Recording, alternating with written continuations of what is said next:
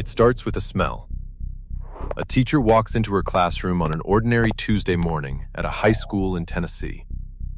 She sits down, she begins the day, and then faint, almost nothing, she catches something in the air. A chemical smell. Gasoline, maybe, something burning. She doesn't panic.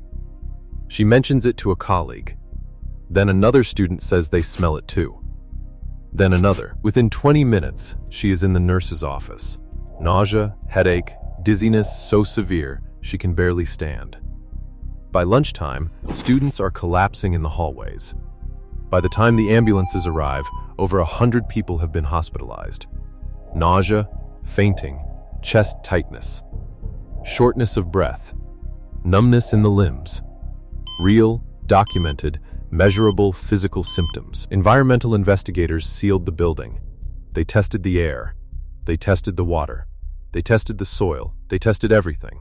They found nothing. No gas leak. No chemical spill. No toxin of any kind. And yet 100 people had been sick. Really sick.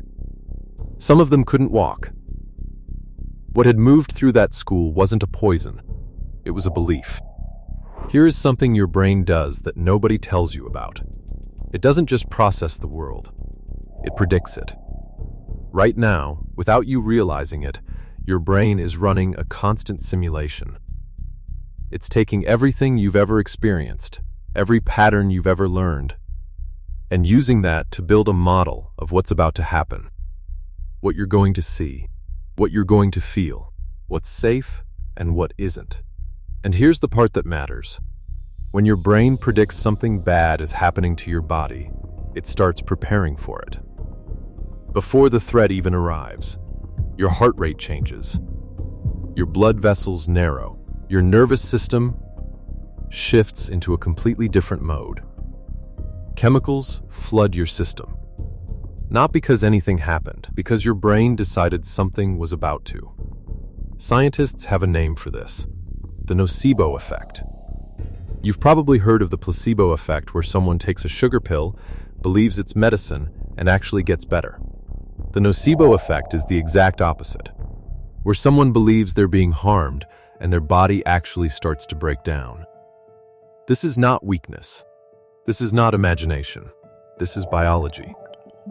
In clinical drug trials, patients who are warned about side effects experience those side effects at dramatically higher rates, even when they're only taking a dummy pill with no active ingredient. Headache, nausea, fatigue, rashes, all real, all measurable. None of them caused by anything chemical. In one documented case, a man accidentally swallowed what he believed were antidepressants he was being told to avoid. His blood pressure collapsed. He was barely conscious by the time the ambulance reached him. Doctors worked on him for hours. Then, they checked the pill bottle. Sugar pills, part of a clinical trial.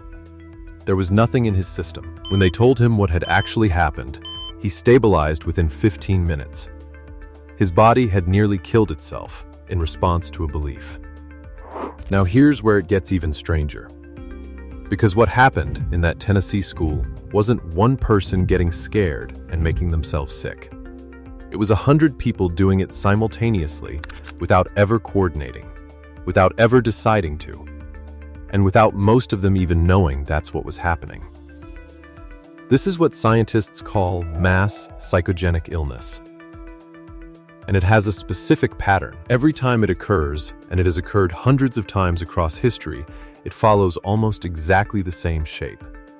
It starts with a trigger, usually something sensory, a smell, a sound, a strange taste, something that the brain can point to and say, that is the threat.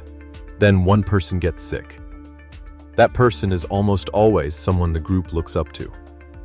A teacher, an older student, a supervisor, someone with authority. And then the people who saw that person get sick start getting sick. Not because they decided to. Not because they're lying. Because the human brain has a system, a very old, very powerful system for copying what it observes happening to people around it. If you watch someone wince in pain, your own pain centers activate. If you watch someone laugh, your own body shifts. If you watch someone you trust collapse, your brain asks a question it cannot ignore. Is this happening to me too? And if the environment says yes, if there's a smell, if there's anxiety in the air, if the adults around you look frightened, the answer your brain gives your body is, protect yourself. Now, the symptoms spread the same way fear spreads, not through air, not through water, through attention.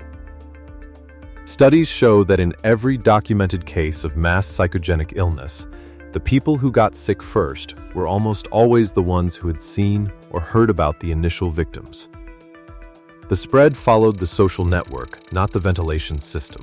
People who were physically closest to the original site but hadn't heard about the illness yet didn't get sick. People who were in a completely different part of the building but had heard about it did. The illness traveled at the speed of information. And here's something that makes this even harder to dismiss. The symptoms aren't imaginary. The nausea is real. The headache is real. The heart palpitations are real. The elevated blood pressure is real. Doctors can measure all of it. There is nothing fake happening in that body. What's absent is a physical cause.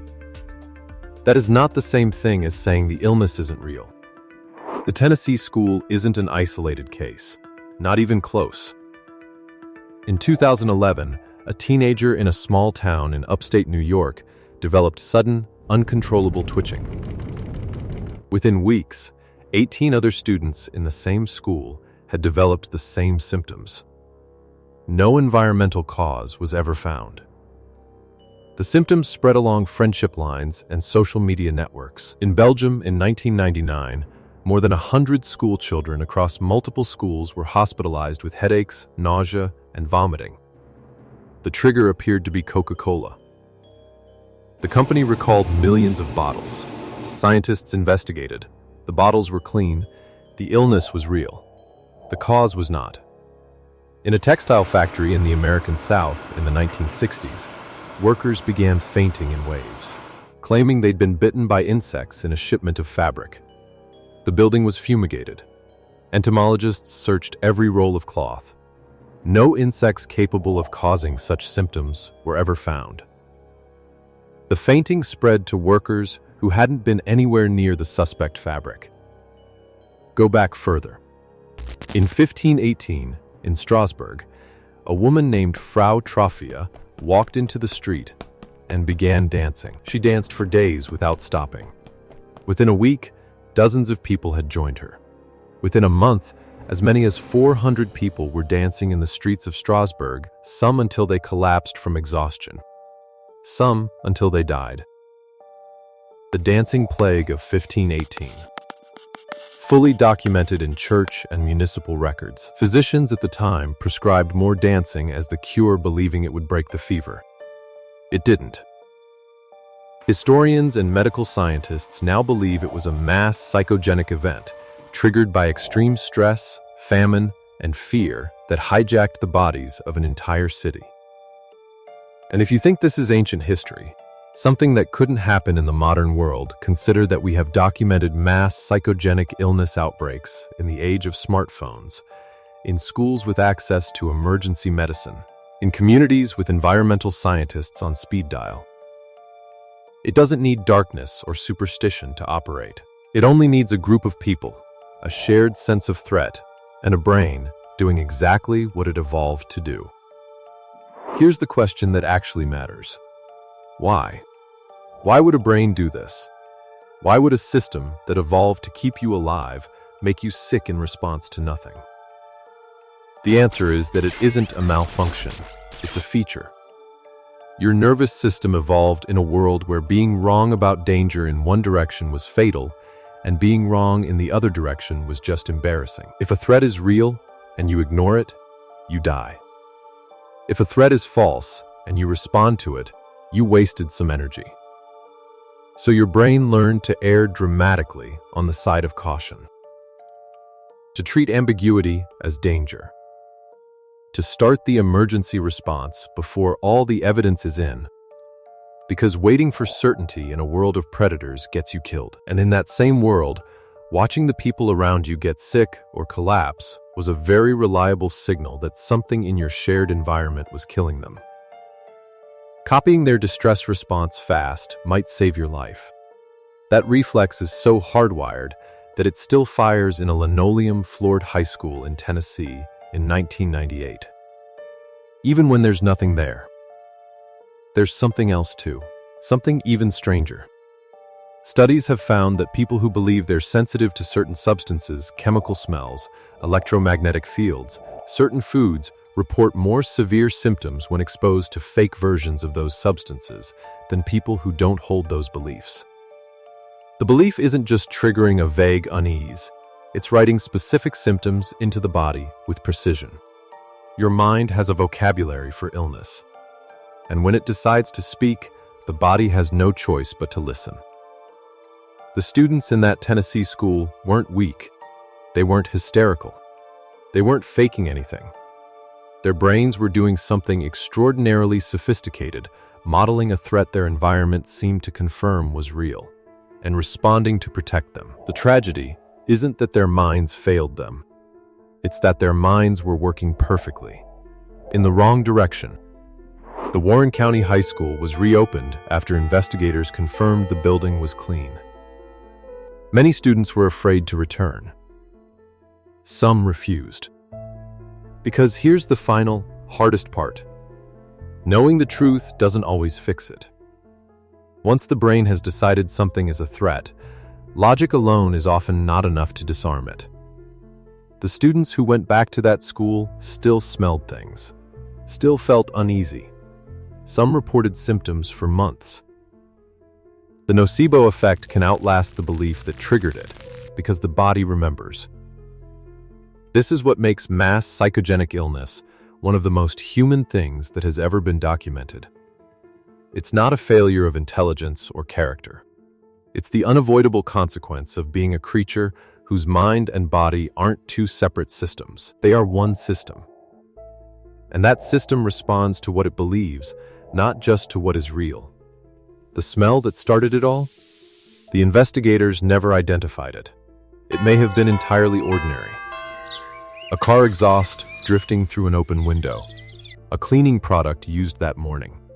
Something the brain decided in one instant, in one person, was wrong, and then convinced 100 others to agree.